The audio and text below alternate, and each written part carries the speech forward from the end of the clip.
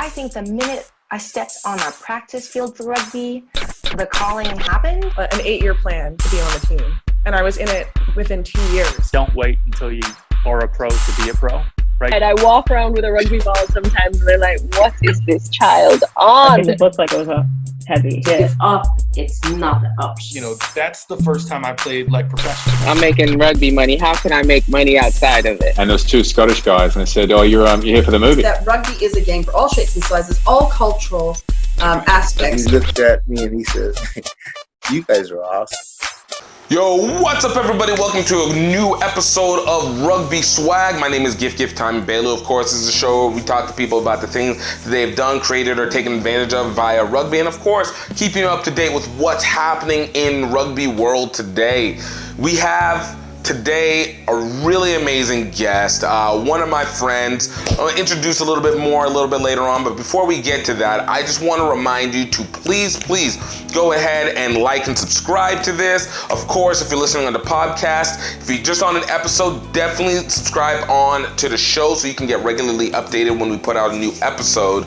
And of course, if you have any questions, you want to talk about it, anything to that effect, go ahead and check us out on Instagram at Rugby Swag Show, on X at GiftABailu or at GiftTime Rugby, on Facebook at GiftTime Rugby, and of course TikTok at GiftTime Rugby, where we'll try and post more information, things to keep you up in between shows. But I don't want you guys to miss out on this one. I think it's really important in terms of development of rugby. I think with the news about what's happening in world rugby, and I think a lot of people are just really going off about tier 2 rugby. It actually starts to piss me off to some extent that so many people are feeling like rugby is over simply because one set of rugby has kind of put themselves in a bubble and like 90% of rugby isn't inside that bubble. So in the same regard, I do feel the same way that happens locally. If you feel like USA Rugby, your greater conference, isn't stepping up to the plate, but and hence it inhibits the ability to grow rugby the way that it should be, but you also have your own little bubble that you literally can do an impact on your own, then you need to do it in that, because the bigger picture is just a scaled up version of what you do from the smaller side. So in this situation, I've told people I'm an HBCU rugby guy. That is not just my passion project, but the biggest focus. And working with organizations that help to that effect is something that is very, very personal to me. And that will lead into this interview. And so before I introduce you to who it is, I just want to say, please don't forget to go also check out healthenhancedfoods.com, our sponsor for the show. It is the specialty flour store. Find the flour that fits to your dietary needs, whether you're gluten-free, diabetic, kidney, whether you want to have a keto-specific diet, but you need to be able to find the breads that can actually work to it so that you don't have to be punished for the decisions of others. Definitely check out healthenhancedfoods.com, and with promo code RugbySwag, you can get up to 10% off your first purchase order. So make sure that you control your house in your body. So until that moment, man, let's take it over, Rugby Swag, and introduce you to our guest for today.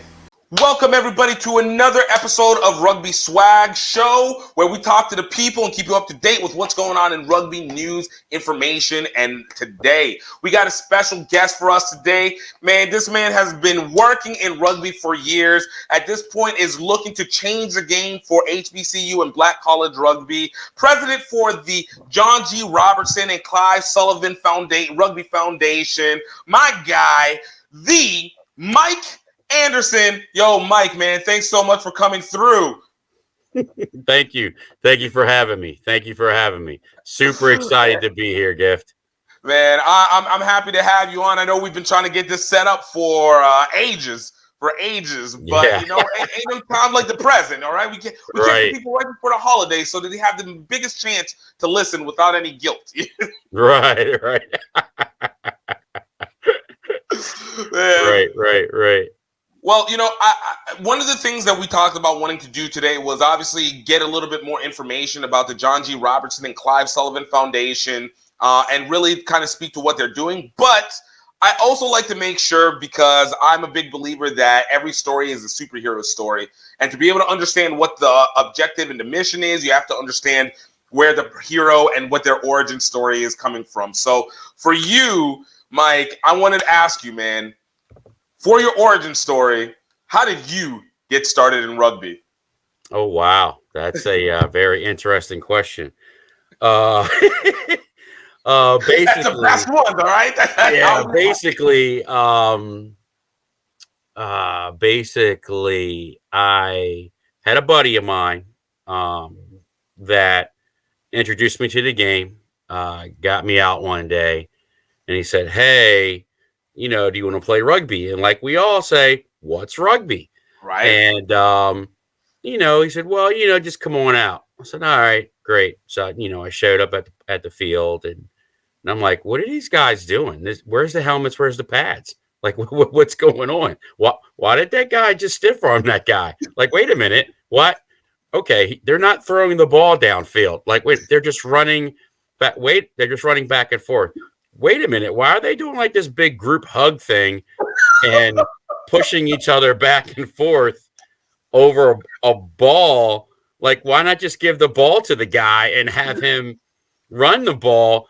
And I'm standing there and I'm just like, okay, I don't know what's going on. This is weird. This is really, really weird. So he said, hey, the first way to learn rugby is to play rugby. So he like threw me the ball and everyone started chasing me. And I was like, wait a minute. I started running downfield. I'm like, wait a minute, man. Like, this is not. Hold up. Wait a minute. Hey, I need some. You guys didn't tell me the background information. All right. I did not know if I was consenting to this yet. Right. So I'm thinking touchdown. So I run to the goal post and walk in. They're like, no, they're yelling, you got to touch the ball down. Touch the ball. I said, okay. So I touched it down on the ground, and then they stopped attempting to tackle me. And I was like, oh, okay. So, after my friend had introduced me to the game, I started coming to practices and started learning the game. And it took a while, coming from other sports background, being in football, a little bit of football, a little bit of wrestling. And, I just started loving the game and never left since 19. And I'm 51 now. And nice. I'm still playing. I'm playing D3 right now in the Capital Rugby Union. Has it always been based within the Maryland area, or did you start in another place and then you kind of found your way over to Maryland? I started in Severna Park, Maryland, with Seven River Rugby. And then from there, I stayed there for a while. I mean, I pretty much, that's my roots,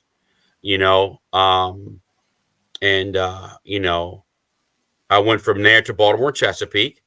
I think about 3 years. And then came back to Severn. And then, throughout travel back then, you could pretty much call a phone number and find out where a team was at, and you would go play. Nice. So when I moved to North Carolina, I actually ended up playing with the Asheville Iguanas for a little bit. That was a lot of fun. And, and just started, jumping on other teams, just learning the dynamics of rugby and how it's played and the differences and just the different people and such. It became more a brotherhood for me more so than anything. Just because I could go to any rugby team, no matter where I'm at, vacation or otherwise, and get a run in at a practice, or try to jump in a game, try to get 10 minutes or 20 minutes in a run. So, I started out as a wing, 200 pounds lighter. And then as I got older, now I'm a lock. Yeah, I was gonna say, there's always that one meme where it's like when you first started playing, you're a wing. About 10 years in, suddenly you might become a center. Then all of a sudden you move to the flanker. Now you're inside of the lock. You're in as a prop. Right. So it's yeah. So now I'm just an old utility player. Hey, man, look, that's the inspiration over the long term. It's like, look, we can still see play, even if it's not at the same level, but we can still do some cracking, as it's per necessary. Just make it about 15 minutes. We don't need to go hard for the full 80. Just give me about 15, 20, 30 minutes max. We good. We're good. You guys do the rest. Yeah. I hear you. Those 80 minutes are brutal. Yeah. Once you clear 30, you don't recover like you used to. Bruh, I'm telling you. So let me ask, for you, obviously, like you said, you've had at least a few places that you've been able to go, and rugby started rugby. We're talking about almost a little over 30 years ago. So you've had the opportunity to watch a lot of this growth over time. For you, as you've seen rugby grow from when you started to today, what has been one of the biggest changes that you felt you've seen, positive or negative, that you've seen from rugby as it's developed? Well, on the positive side, I've seen a lot more women come into the game. And I've seen a lot of the rugby get faster. The rules changing to make the game faster. I've seen a lot of safety things put in place to make the game safer. With all the, protocols and things of that nature and all the stuff the coaches have to go through to learn to recognize when, your players are, they're not in the best shape. I've seen the uniforms change. When I started, we all had long sleeves. Now we got short sleeves. That lets you know the time period. Hey, not to call you old, but my goodness. Yeah. It was like, man, these sleeves, when you start sweating, get kind of heavy, buddy. Like, right. Yeah, it was very, very interesting. But, as time went by, on the negative side, I noticed that there weren't more of me in the game. And it was something to where, you travel and you go to a game and I'm the only black person there amongst 60 other guys, and then when I did see one of us, it was like, hey, where you been? Oh, yeah, or the infamous, we look at each other and we go, yeah, I got that nod, so it was it was like, wow, it'd be nice to see more of me, around here in the game, and that's one of the reasons why I'm here, trying to move the needle, so to speak. I know I'm not going to do it all, but I want to move the needle just a little bit, just a little bit. I think that's always fair. And honestly, with any progression of sport, especially whenever it's one that is both community while also simultaneously trying to be able to develop in a level of commercialization, professionalization, and opportunity, you have to be able to do things that push it out of its proverbial norm, as it may. And I'm going to speak on it because I think it's really important to speak on those 3 decades of knowledge of rugby, because I think there's been so many phases that we've seen from the early 90s coming into today. Obviously you're speaking about the lack of black people that have been able to play. But from your experience, again, have you been able to see at least some facilitation that has allowed it to be maybe even more favorable, or has allowed it to kind of create a better pathway for black people to more enter into the sport in a natural way, both from the sport itself, but even more importantly, and I think we both know this, within the culture itself too, that has also been like, yo, you play rugby? Like, I'll use this example. I remember whenever, back in the day, before my lovely marriage time that now exists because I don't have a life that existed prior to. But in those days, I remember I asked one girl out and I was like, "Oh, you want to come see the rugby match?" And she was like, "What? Who plays rugby? Black people don't play rugby." So it's like, have you seen from within the culture as well of within black culture as well as within the rugby culture, a easier pathway into playing? Well, let's go to the first thing. As for seeing us in the game and our perception of the game, a lot of us don't know. When I say us, I mean black and brown people don't know. BIPOC don't know what rugby's about. They look at it as, okay, that's something these elite guys play, and they don't want us there. From a cultural standpoint, let's just call a spade a spade. We are pushed as a people into basketball, into football, because we're being programmed to want those dollars. And yes, I understand scholarship money for your kids to come through, and I get it. And scholarships they're there. They're there at colleges throughout the United States for people that's less fortunate that need aid and help to go play the game of rugby at that college. The thing with that is our culture kind of frowns on anything other than playing those two sports. Mm-hmm. I mean, also included within that as well too. Yeah.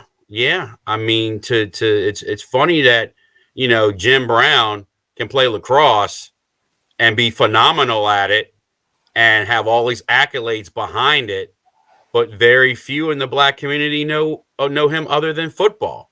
Right. And and it's like, wow, we have to make our eyes bigger on the prize. I say it all the time to some of the kids that I talk to and some of the adult males that I talk to. Hey, especially if they're in college, why be a small fish in a big pond? Be a big fish in a small pond. I said, and who knows? You could excel at this at a greater speed because there's not many of us here. Right.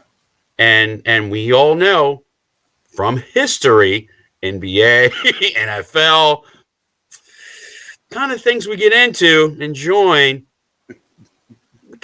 we do our thing. We just do our thing. Let's just call it real. We do our thing. And it brings a lot of things to the table. But having us get into that and change that mindset, to put our little culture into it, because we all know HBCUs are a lot different, to how we do things. It's going to take some time, and people like myself and you and the others that'll come after me, that are going to make that happen. Hopefully, prayfully. But that big disconnect, though, is not just at the college level. It goes all the way down to youth sports and youth programs as well. Right. U14, U10, U16, because the pathways are not there, nor are they marketing to our communities about the sport. And then the coaches as well.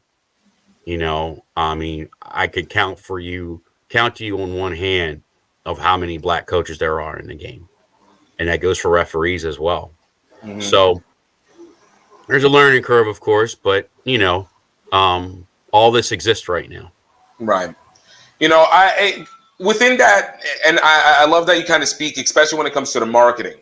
I think for me, I've been really big critique of the almost model for presenting rugby in general. Like, let's even take out the whole community aspect, even just in general. I think even to this day, I think it's still not quite there. It's very, very top heavy, but there's been a lot of lack when it comes to creating sourcing. We have, some programs, especially within especially now, like MICR, DICR, cats out in LA, yada yada, that have created a little bit of facilitation within a specific version of the Black community that has at least introduced them to rugby at an earlier stage, and has been allowed to give at least the option of opportunity and community for a lot of those kids to be able to use rugby to develop themselves and grow out. And obviously, I think we can easily say this is absolutely dope. For you, as you've seen these over your time, that marketing aspect, what part of it would you feel like you would want to see improved upon in terms of providing a better presentation of the sport and it being something that shows value for people to enter into it? Because I think sometimes the way that we've gone into it is a little bit different than what the next generation or the kids would want to enter into it, or even the parents of them. So for you, I guess, like, what would be a way that you feel like you would want to see it being presented differently, where it shows value while also gives reason to introduce those kids, get pushed into rugby as opposed to, maybe an alternative sport? Well, the value comes, let's just start from the younger kids, right? Mm-hmm. So we get more Black parents involved to understand the game. We all know that, if that parent had played rugby before, it's a easy sell. Right. If you have some that are like, hey, my kid played this sport, that sport, your sport fits our schedule, we want him to play over here. Right. And we have to get some education to that parent so they understand what's going on, and then have a good coach that actually understands the game to actually coach. That's just at that level. From a marketing standpoint, we need to have better partnerships on our youth organizations throughout the whole entire country, Right. To partner with the unions that are in that area, so they get love on social media. They get, exposure in the community, whether it be, billboards or some type of highway signage, or, having fundraisers that, you bring the kids together as a state or as a county, along with also putting out training sessions and camps and clinics and seminars, so everybody can come together and say, oh, it's just not 10 kids. It's really 70 kids. Right. And that's just this neighborhood or this county out of, 8 counties in the state, and this is all hypothetical, of course. But, and then they start seeing the brotherhood, the sisterhood, amongst the girls and the women's teams. And then just how tight-knit we are as a rugby community, because something can happen in Maryland and it'll affect California and vice versa. And then, and understanding the safety of it. I mean, the first thing a parent sees is they go, oh, well, you guys don't wear helmets and pads? Nah, that's not happening, And then we talk about, hey, we also have tag rugby as well, right. Which is an outlet to learn the game for the young kids. So they can get comfortable with it. The biggest thing we deal with in that market, in the youth market, is fear. But once we have people that are there that are genuinely caring about the safety of the children and can show that and have documentation through Rugby Explorer and such that we all have to go through to get certifications for through World Rugby, then they start to feel better about having their kid play rugby. Now that's at that youth market. When you start coming from high school to college, that's a whole another animal. Right.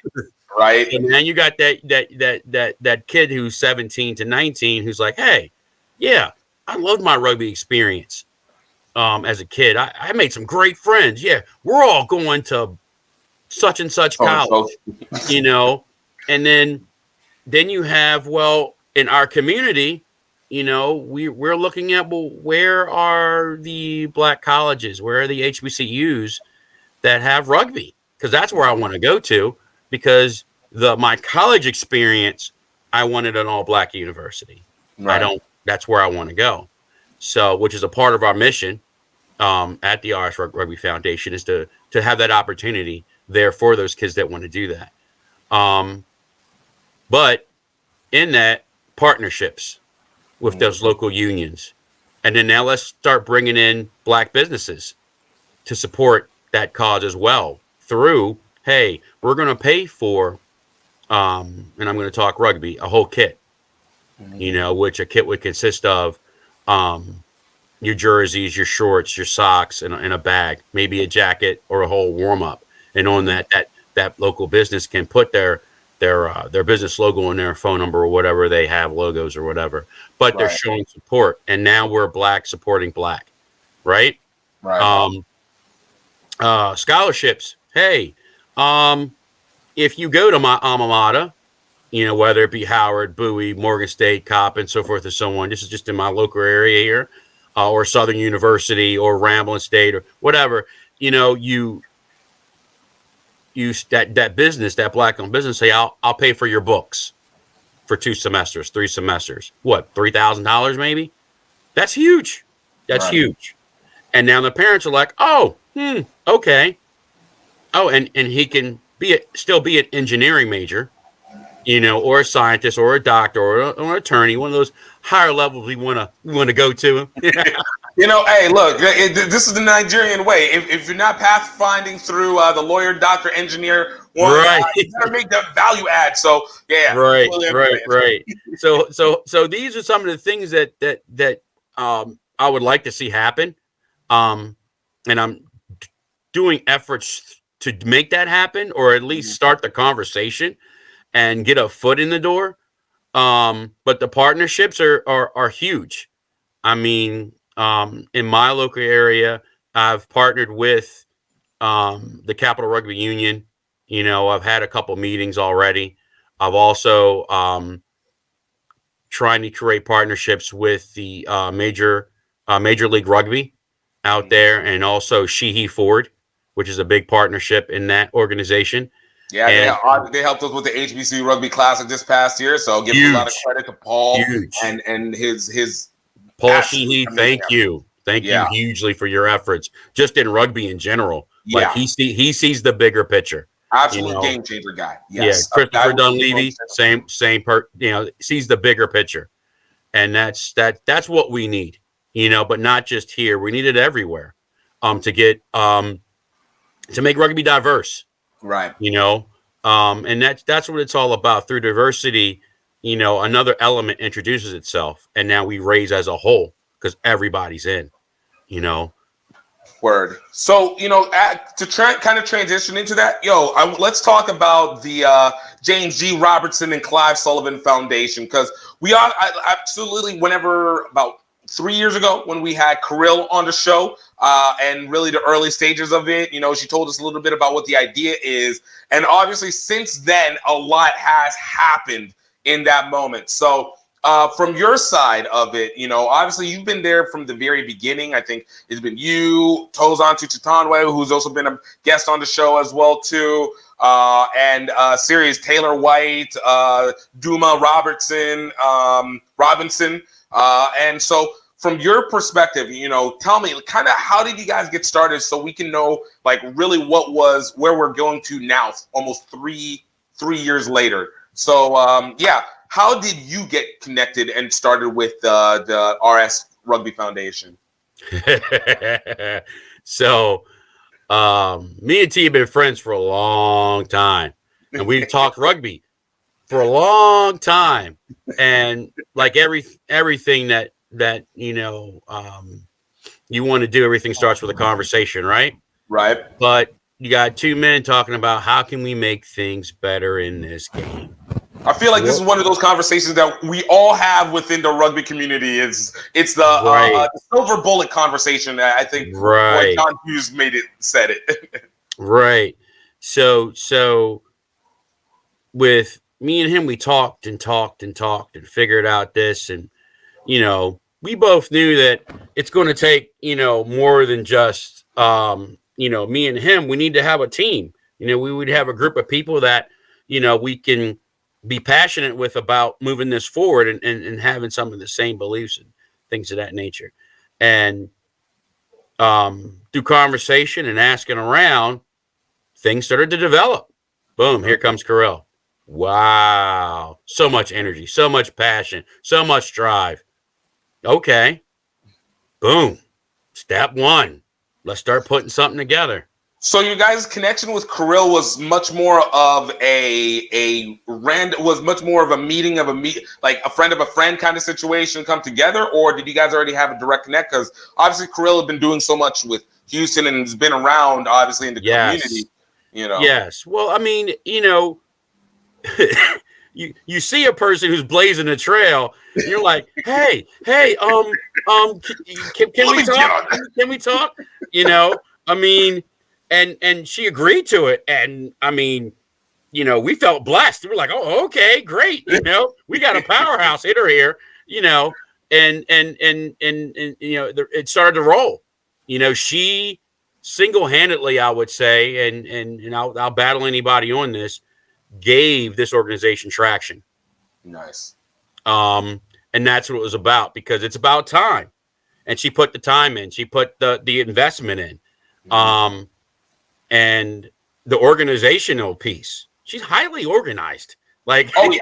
I mean, whenever you go down her history, it is literally, it feels like a series of somehow I got this, and because of my organizational skills, I absolutely got this all cleaned up together, and then I moved on to the next organization that I happened to get. But because of my organizational skills, I was able to get them all cleaned up and get them together right. And it's like, who are you? What kind of alien did you come out of to be able to have this ability? Because it's wild. Different. She is a monster of a person to be able to get things done. It is. God bless her 100%. Like she's an asset. I'd rather her with me than against me. You know what I'm saying? 100%. But through that, and we got the organizational thing straight, and started, getting stuff straight to be a nonprofit, and getting all of the stuff you gotta do to become incorporated, and then figuring out our name and the origins of that, and getting the webpage together, and getting what actually is our mission, and drilling that down. Again, great conversations, and then adding more people to the mix. And then you're knocking on doors, HBCU doors, and boom, Howard answered the call first. So tell me, before we move on from that, because obviously Howard, I would say arguably is one of the first, if you want to say quote unquote success projects that the RSRF has been able to front and start up. Obviously there's multiple HBCUs out there. How many did you guys talk to before Howard came in? Because obviously you guys are also doing this smack dab in the middle of the pandemic. So not exactly the most easiest and ideal time to be able to get these things done. But what made Howard a focus for you guys? Well, I mean, let's just call a spade a spade. Anything close to DC, it gets the light. It gets the light. And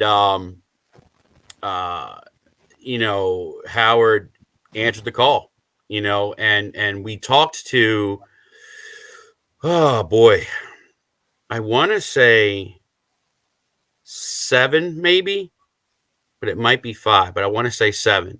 Mm-hmm. And again, this is all new, so we're flashlight in the dark, trying to figure out our way, because we don't even know if we have enough kids that actually are introduced into this, that would like it, that would know it, that even want to respond to it. Like, we're basketball, football, track, we're good. Like, we don't do that. And then also the response back from the colleges, hey, we don't have money to fund that. And I'm like, we never asked for money. We just want to know if you have an interest. And then, you know, there are things that are going on with colleges, you know, nowadays, and every college has their own fingerprint, so to speak. Right. And in that fingerprint, you have people that have their own personalities, and, you know, we got to figure that out too, as being the new kids on the block. Right. You know, so when Howard answered and said, yeah, we want to do something. And when I say answered, I mean the students of Howard answered. And then we started figuring out the pieces of the puzzle within our local rugby community to support them. And So- some clubs stepped up. So it's interesting because, you know, obviously, you know, I'd be documenting, you know, we've had Daniel Davalier and Takunda Rasiki, who I think arguably have been the heads from the student position in leading the way for the men's and women's side respectively. What was the connection with them exactly? Because obviously it's very random. You know, Daniel is Louisiana guy with a Howard alumni back legacy who played rugby his entire youth life to happen to be at Howard. And then you got Takunda, who is a former swimmer who, you know, has a genetic, you know, connection to rugby, who happens to go to Howard. Like, these are very random, very specific personalities and types that you get to connect with and build with, and very rare types. So how did you guys find them? Or more importantly, how did they connect with you? Yeah, exactly. How did they connect with us? Yeah. I tell you, the power of prayer works, brother. Hallelujah, baby. I tell you, because that was all God's work, 100%. We did a lot of fishing and a lot of conversations and knocking on doors, emails, bringing people into the conversation in group messenger chats, and going after people to see who could do what, when, and where, and how. From you know, Marcus Wood helping us out with finding us locations to practice at. Nice. You know, to Cat Rosano stepping up and leaving the board and actually saying, okay, yeah, I'm a Howard alumni, let me go help coach. Nice. And then just, you know, people fitting the pieces of the puzzle together. I mean, you know, having the HBCU Classic there. I mean, all that stuff is huge stuff. I mean, when you start talking to people and saying, hey, you're going to be the first to do it in this school. You're going to make Black history. I mean, that's what it is. That women's program made Black history for women in that college. It did. I mean, there's no way to dispute that ever. Right. You know, you have the men's club that played a couple sevens tournaments, if I'm not mistaken. But they're the first all Black men's rugby club in that college. Yep. They made history. That stands forever. Right. You know, so and even speaking to some of these kids, you know, they know it. They get it. Right. You know, spite the sport, spite, you know, everything else. They're like, wow, I'm going to make history. Right. Yeah, that's important to the culture. Right. You know, that's real important to the culture. Them two just gravitated to leaders. I mean, honest with you, both of them just are natural leaders. That's all to it. I did a interview with her when she was on the field. Takunda. Okay. And when she told me like her educational background, I felt completely dumb. You are super smart. She is ultimate achiever. Achiever. I was like, what? That is the woman who's going to make impact in the world. And you see it already, exactly as you say. You're making history already now. Right. Wait until she enters into the proverbial real world and how much that's going to be. I'm just happy to be a part of her life, man. She's going to be, I mean, everything that our culture needs. Like I can already see so much big things in her and him as well. Like it's just, you know, absolutely. I'm Man, just like, wow. Natural leader. So, you know, back to conversations. Now we're having more conversations. We're knocking on Bowie's door right now. Right. We're knocking on Morgan State's door right now. Both of them, two different colleges, how they do things, how they run things, how their organizations are. Same people though. Right. You know, I've went to both of them, sat down with, you know, the people that are the yes people at both colleges. And it's just a matter of time, you know, through good conversation and input and answering questions and being available. You know, we have learned in our first, 2 years now, of what it takes. And we're still learning. We don't have it down 100%. We're still learning, but that is the beauty of it, because we understand that we are still infantile in this, but we're making huge leaps and bounds and making corrections as we're going to make things better. Right. You know, especially with the relationships we're trying to form now as well. No, I think that makes a lot of sense. You know, obviously, like you said, you guys are still trying to figure it out, trying to you know, work on it along the way. And obviously you take the experiences. For you, everything gets figured out, or you guys have a plan. What exactly is it that you guys want to be known to achieve at? Is it that we are there to, for example, support the HBCUs? Are we a startup program? Are we just build relationships and be a resource? Like, what is it when everything comes together and you guys are working it out? Or, you know, what is it that the RSRF wants to be able to achieve and be known to be able to do for these universities? So for the HBCUs, we want to supply the resources they need to develop, grow, and flourish in the game of rugby. Yeah. And we want to make it sustainable, you know, similar to a lot of other programs that are around. We want to make it sustainable. We are seeking always outside funding, right, to support that. And we are making it so those kids that are coming out of high school that are playing rugby have a place to go, that are out of our community. Right. And also the kids that are already there at college that never even heard of rugby have a new outlet. I mean, when I was at Bowie State, the guy there, Professor Dwight, I believe, he brought lacrosse to that college. Right.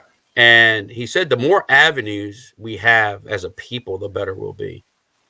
And wow. and that's huge. You have different companies right now, whether it be Target, Walmart, Adidas, Nike, that are throwing money at various HBCUs throughout the country to help foster all that. Right. And, you know, as we look for donations for our organization, we're trying to do the same thing, but in a more closer way to the actual game itself. We're taking the funds that come in and we're actually applying it exactly where it needs to be at, you know, and helping the program grow. We had, you know, some people that needed travel. We had some people that needed to have more coaching certifications done, or coaching certifications, period. General, you know, to have big events like, you know, hosting, you know, your classic event, you know. Which you guys were very integral this year in being able to help make that thing happen. Obviously, super grateful for that, and that makes a significance in being able to make those kind of changes. Super grateful for you. You've been holding it down for about a minute. We're sitting in the back seat. You's up front. You know what I mean? And then we're like, hey, we got to get that guy on the board. Yeah, you know. So yeah, we're much appreciative of you, Gift, and all the things you have brought to the table throughout the years that put, a black face in rugby, because honestly, there wasn't really, between you and T, there were no one else out there. You didn't see us, and when you saw us, it was like, oh, he's from South Africa, Right. And that was it. So for us as the RS Front Rugby Foundation, we're just trying to move that needle. I mean, if we get 3 or 4 sustainable teams that, get bigger, better, stronger, that's a huge impact to the game of rugby, believe it or not. Because now you have, it'll be seen by other HBCUs throughout the country, and you know how competitive we are. So I'm kind of waiting for another all women's HBCU rugby team to pop up, and another one, man. And we got men that are, we got brothers that are down in the South right now that are, it's coming. The South is, them boys are coming. Them men, they ain't playing. They play. Man, shout out to our guys over at Prairie View A&M, Morehouse, and upcoming Southern University, upcoming Tennessee State. Man, like it's that the wave is coming through super fast. I watched a video up on one of the Facebook pages, the BIPOC Facebook page, and I was like, oh my goodness, like he just, wow, like it was like what he did, what, like it was just insane. I mean, and I don't know, it just it fired me up, man. It made me really push to complete this mission to move the needle a little bit to get more of us in the game. I'm just hoping that through funding and good partnerships, we can move the needle a little bit more as we're learning and getting through it. The crazy part about this, though, because all that are involved are passionate about the game. None of this is a struggle. All of this is fun. We enjoy doing what we're doing. Yeah. And I get to do this. I'm ecstatic and just happy to be here. Like, wow, I get to do this. I get to help progress, rugby in my community. People ask, oh, how do you get on the board? Show up, That's simple, Just show up. Exist and want to do something meaningful. There we go. We keep it simple. I mean, there's no big rocket science to this, and we have conversations and talk because we're all looking at the mission and the vision of trying to make this game a better place, and by us adding to it. So I'm hoping with all the negatives that are happening at some of our colleges right now, that I'll get a chance to sit with Bowie again soon. I think my trip is down there next week or so, and just sit with him and try to figure out some particulars. I mean, the season's over with anyway, but we need to figure out next year and what that looks like, and figure out what we need to do to fund that. Because the foundation, funds the program through donations. We don't ask the colleges for money at all. Field space would be great, but if not, we'll figure something out as well as that. But our only goal is to get the ball in there and get the kids playing with it, and to get them to start learning the game. We've learned a lot of things from the NCAA standpoint that will probably take place at Howard pretty soon with the women's rugby, and we're understanding how the club program that don't exist will exist with rugby as a first step. But we've also had some classes that some colleges that are, hey, we're a Division I school or a Division II school, or we're in the Big 12 or whatever, and we want to do it this and bring it this way, and that's fine too. We're just trying to figure out, what do you need? Where can we help? One of the big things that were missing just in rugby in a whole are toolboxes for coaches, toolboxes for players. Now, World Rugby has a huge just amount of information you can go get. right? And I've been through it, and it's great. Yeah. So does USA Rugby. USA Rugby has some stuff as well. Right. It's pretty standard. I think even NCR has their own kind of thing as well. Right. But we're looking at having some stuff there's some disconnects that exist, and we're trying to make those things easier through easier video, because like anything else, when you see us in the practice videos, when you see us as coaches and referees, it's a better mix, Right. It's a better look, and we start to understand it more. Speaking on that one before you continue on, I one thing when it comes to the being able to show kind of the toolbox or the guidebook to be able to do that. I know one thing that people always get worried about is like, oh, how do we, can we work at an HBCU? How do we fit the culture? Yada, yada, yada. For you, and I know for me, I've always been like, just treat people like people. Just also understand, like, there's a jokiness. There has to be a playfulness that goes along with this. If you take everything too seriously, it can be too wrong. If you take everything too goofily, it can go wrong. But you find that healthy middle ground. For you, some of those key marks, and you already mentioned being able to see us, especially in those particular videos that show how to do rugby. For you, what are some of those other toolboxes that you think coaches can use so they can actually be impactful to developing the kids that go to HBCUs, which is its own kind of bubble environment, and are able to relate with the kids that and people, the even adults that exist to want to play, but want to be able to play and be themselves in totality. So, as I said before, every school has their own fingerprint, right? So,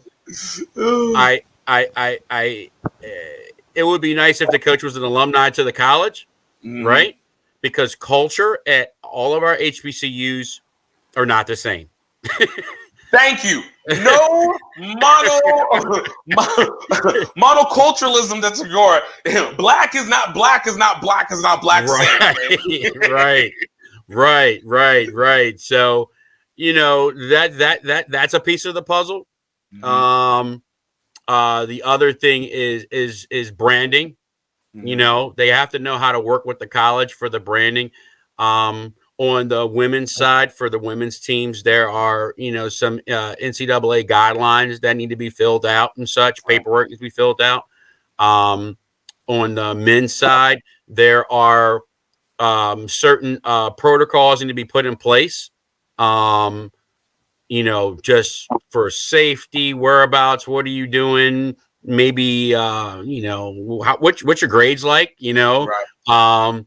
And then, there's buddy systems. There's just more things on our end that really push towards brotherhood and sisterhood that creates the continuity within the team itself. Social events, because we social. I mean, we social. Yes. We need to come together and at that point, to the coaches also to making sure that they are knowledgeable about the nuances of the game that are not just ruck and maul. There you go. Right. Nah, there's other stuff to that, and making sure they have the best education possible. And it's I'd like to get to a point where it's in real time. If that makes sense. Elaborate on that a little bit. So like if a coach is someplace and they can't find a doc or something like that, it should be as simple as, hey, I'm gonna send a text message or let's go faster than that. Let's be in a chat group, and then they can go in the chat group and find what they're looking for. Right. Instead of having the login and password and this and that, and you have to be a member of this and that. Nah, it's just too much. Kind of more centralization for it's just too many doors to go through. I should be able to go to a messenger and be like, hey, type in protocols for concussion. Bang, dots pop up. Right. Video for how to pass so the ball carrier can make the tackler do a side tackle. Right. You know, I mean, just simple stuff like that. Or, hey, where do I buy my scrum machine at? You know, you know, just you know, it's just little stuff like, okay, how do I measure a field out? Where do I put my flags at? You know, you know, where do I buy the paint for the field? Right. You know, there's little stuff like that we already know that college is not going to have. So, and then on top of that is, okay, you're a coach now, you're going to need help. Whether it be an assistant coach or, let's say the word, an admin help. Well, now you have to show that admin what to do, where is everything at, so you can actually coach. You know, and that's just little pieces of the puzzle into that we're working on, and trying to do that within the toolbox. And then the other thing is, which Carilla is actually excellent at, is putting together flyers. Yeah.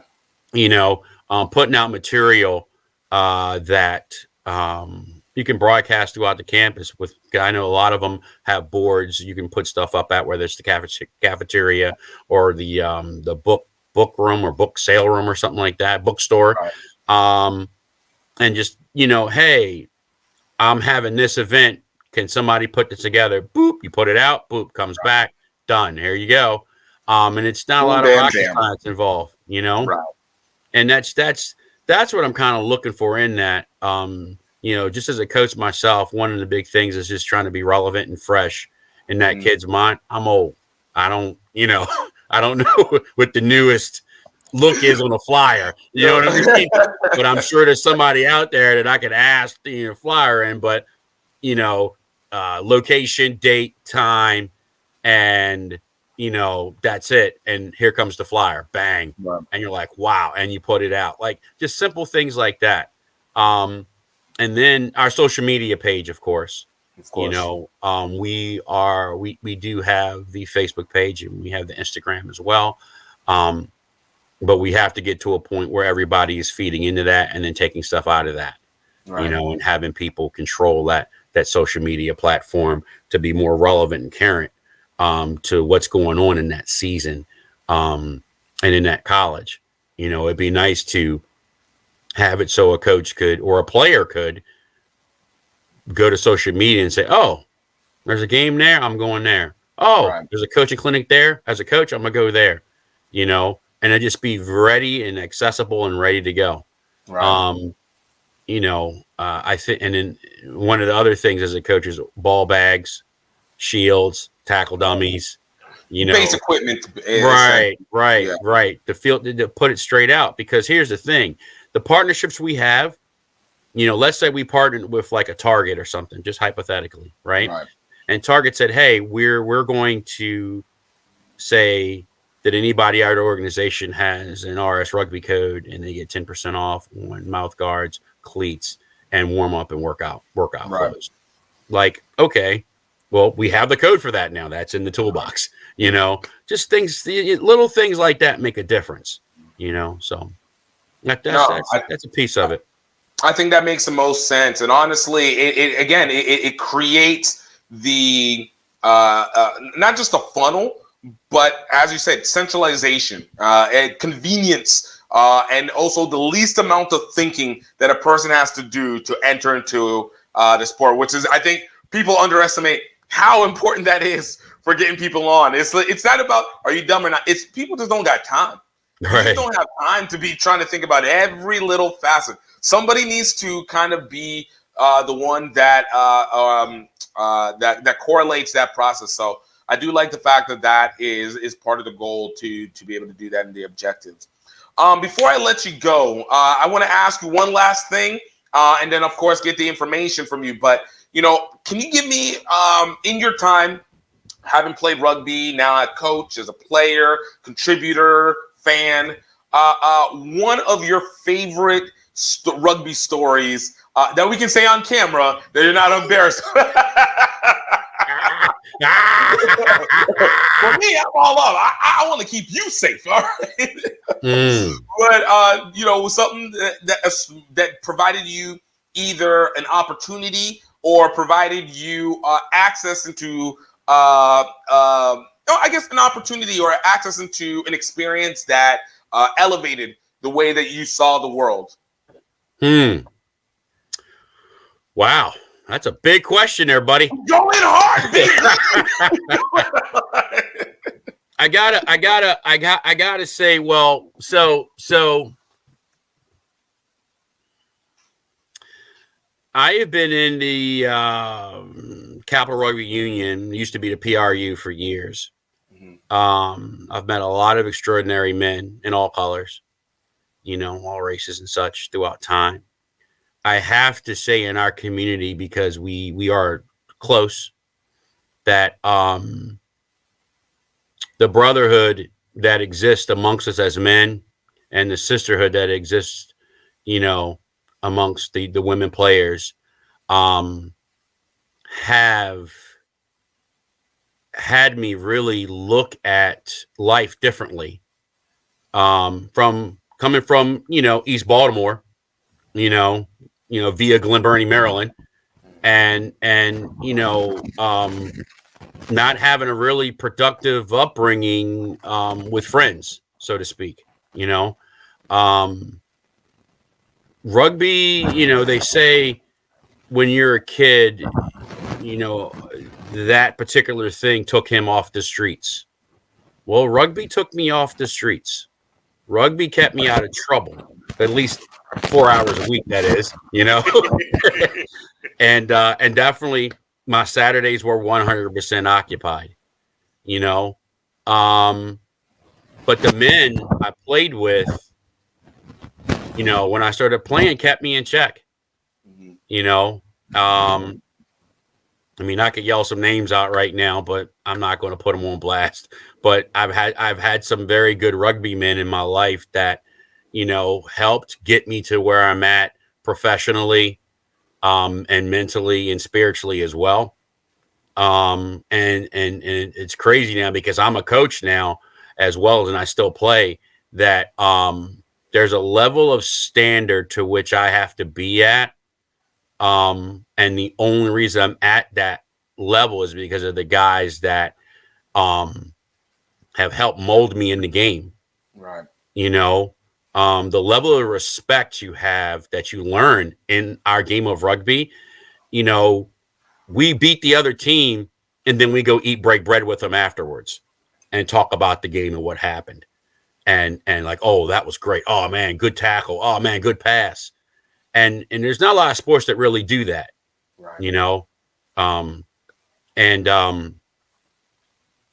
Southern River, again, that's my roots, is a big piece of why I'm here.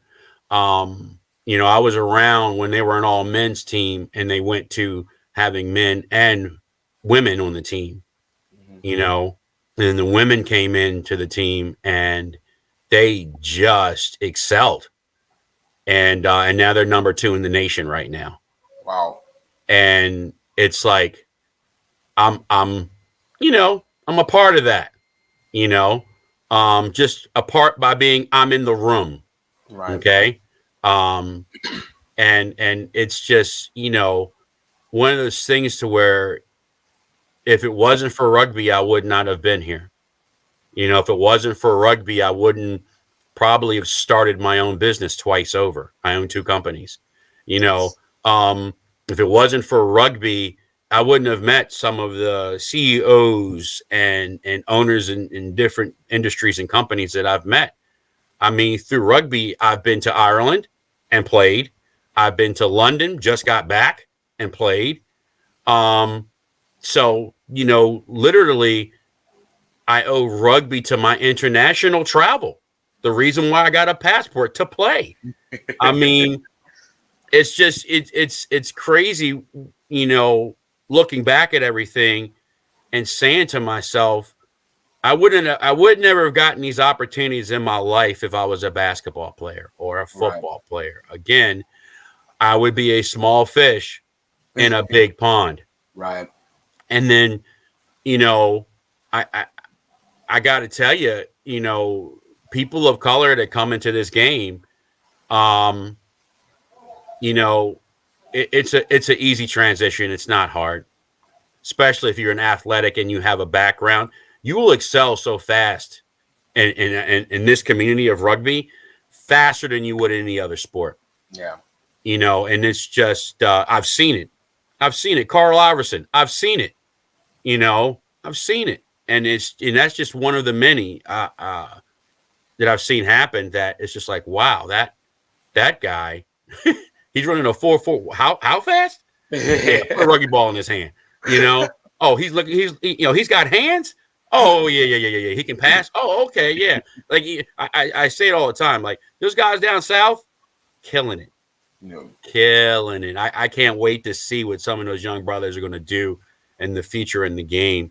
Whether they go to the international level and join the MLR, because the MLR is growing, by the way, and that's Major League Rugby. If guys don't know that, they're growing, and there's a lot of good players that are gravitating to that from college, and hopefully, everything will go up into club programs throughout the nation, and hopefully we will produce a good side to represent the United States of America in the Olympics in sevens, and also more importantly the World Cup, which with the bracket changes that came about, I'm hoping and praying that we qualify.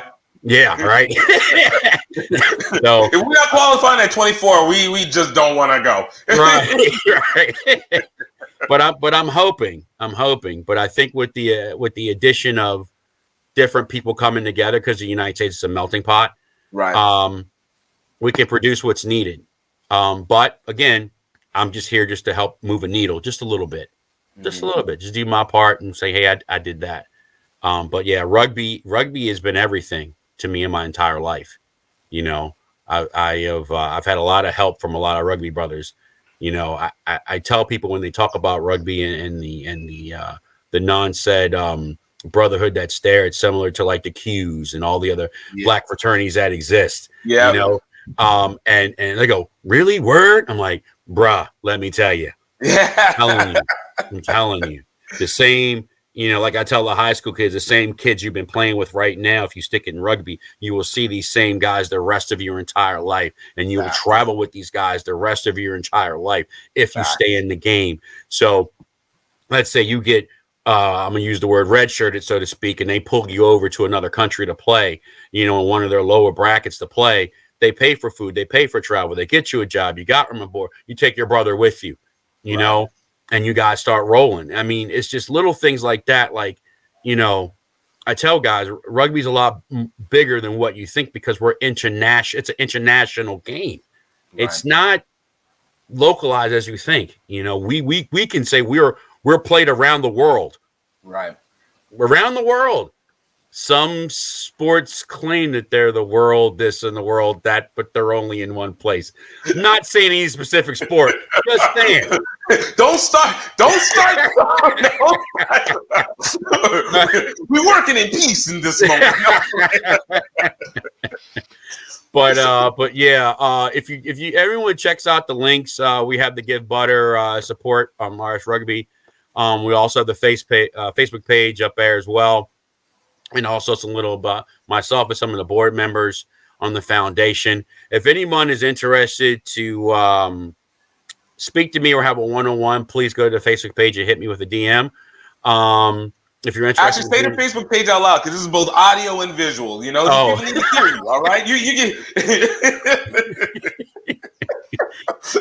Don't assume for these people. All right, convenience. So if you go to the RS Rugby Foundation on Facebook, we should pop up. You can Google us through the Robertson and Sullivan Rugby Foundation as well. We should pop up. That's our .org. The quickest way to contact us is on Facebook through DM. If you want to join the board, all ears are open to hear what you got to say. Because, you know, power is in numbers. And if you want to donate, it would be the givebutter.com/support rugby. HBCU rugby. Yeah, HBCU rugby. I forgot. It's for HBCU rugby. So, but yeah, so like if you're listening, you're going, man, how can I help? How can I donate money? Give Butters the first step. Do we need funds? Yes, we do. It is a strong yes. We don't have ego with this. We will take and help everything. Right, every penny counts. Every penny counts. I mean, the money we put in, the money we help. I mean, even for the coaches, we help the coaches as well. Mm-hmm. Like if you're interested in being a coach and you attend any HBCU in the country, let us know. If you go to any HBCU in the country, hit me with the DM and we'll work with you to start a program at that college. Not a problem. Yeah, it's that simple. Awesome. Mike, man, I definitely appreciate the conversation. Thank you so much for coming through. It was fun. I enjoyed myself. I hope you enjoyed yourself too. 100%. 100%. Man. Oh, until then, we will continue to do what we do with the RSF Rugby Foundation, HBCU Rugby, Black Development in Rugby, and the development of rugby overall. Until next time, brother. Thank you. Yo, Mike, I want to thank you so much for being on the show, and thank you to everybody for taking the time to listen. Hope you learned something. Hope you gained. But most importantly, I hope that you feel that there is another part of this community that you get to know and understand and develop into something else. Of course, if you have a chance, check out some of our other episodes outside of our weekly updates. Check out some of our other interviews. We've had great interviews with people like Naya Tapper, Jen Salamani with PR7s, Blaine Scully, former captain for USA Rugby, and just so many more people, so many people. And we're going to continue to try and build this and get more people back onto the show on a regular basis. But in the meantime, I want to thank you so much for taking the time. And of course, I hope that you are happy. I hope that you are healthy, and most importantly, I hope that you know that you are highly favored. Until next time, cheers.